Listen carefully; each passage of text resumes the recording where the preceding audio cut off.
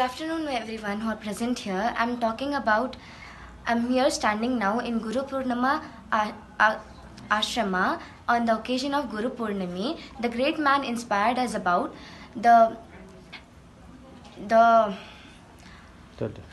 girl who was handless.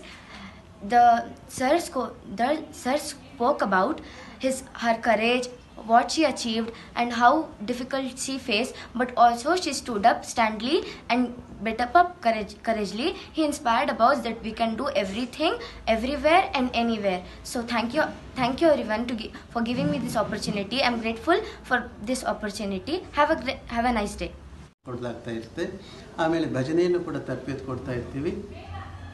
ಈ ಒಂದು ಗುರು ಪೂರ್ಣಿಮೆಯಲ್ಲಿ ಯಾಕೆ ವಿಶೇಷವಾಗಿ ನಾವು ಈ ಕಾರ್ಯಕ್ರಮ ಮಾಡ್ತಾ ಇದ್ದೀವಿ ಅಂತ ಹೇಳಿದ್ರೆ, ಇವತ್ತು ಶಿಕ್ಷಣದಲ್ಲಿ ಶಿಕ್ಷಣ ಕ್ಷೇತ್ರದಲ್ಲಿ ಏನೇನು ದೊರೀತಾ ಇದೆ ಅಂತ ಹೇಳಿದ್ರೆ, ಮುಖ್ಯವಾಗಿ ಏನು ಬೇಕೋ ಅದು ಬಿಟ್ಟು ಇನ್ನೆಲ್ಲ ದೊರೀತಾ ಇದೆ.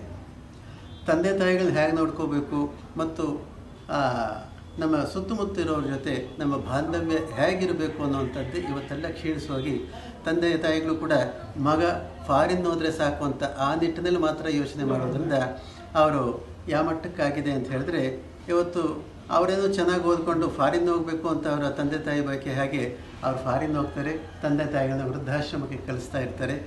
ಆ ವಿಚಾರ ಆಗಬಾರ್ದು.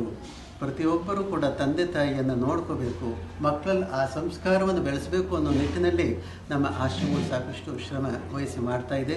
ಅದಕ್ಕೆ ಆ ನಿಟ್ಟಿನಲ್ಲಿ ನಮ್ಮ ಆಶ್ರಮವು ಕೂಡ ಮಕ್ಕಳಿಗೆ ಸಂಸ್ಕಾರ, ತಂದೆ ತಾಯಿಗೆ ಗೌರವ ಕೊಡುವಂಥದ್ದು ಮತ್ತು ಶಿಕ್ಷಕರನ್ನು ಉತ್ತಮ ದೃಷ್ಟಿಯಿಂದ ನೋಡುವಂಥದ್ದು, ಅಳವಡಿಸ್ಕೊಳ್ಳುವಂಥದ್ದು, ಇದೆಲ್ಲ ಕೂಡ ನಾವು ಅವರಿಗೆ ಸಂಸ್ಕಾರ ರೂಪದಲ್ಲಿ ಕಳಿಸ್ಕೊಡ್ತಾ ಇರ್ತೀವಿ.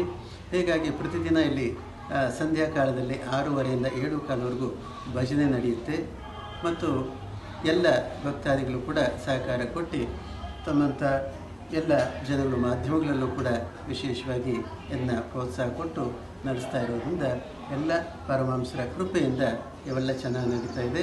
ಇದೆಲ್ಲ ಕೂಡ ಭಗವಂತ ಇಚ್ಛೆಯಿಂದ ನಡೀತಾ ಇದೆ ಅಂತ ನಾವಾದರೂ ಭಾವಿಸ್ತೀವಿ.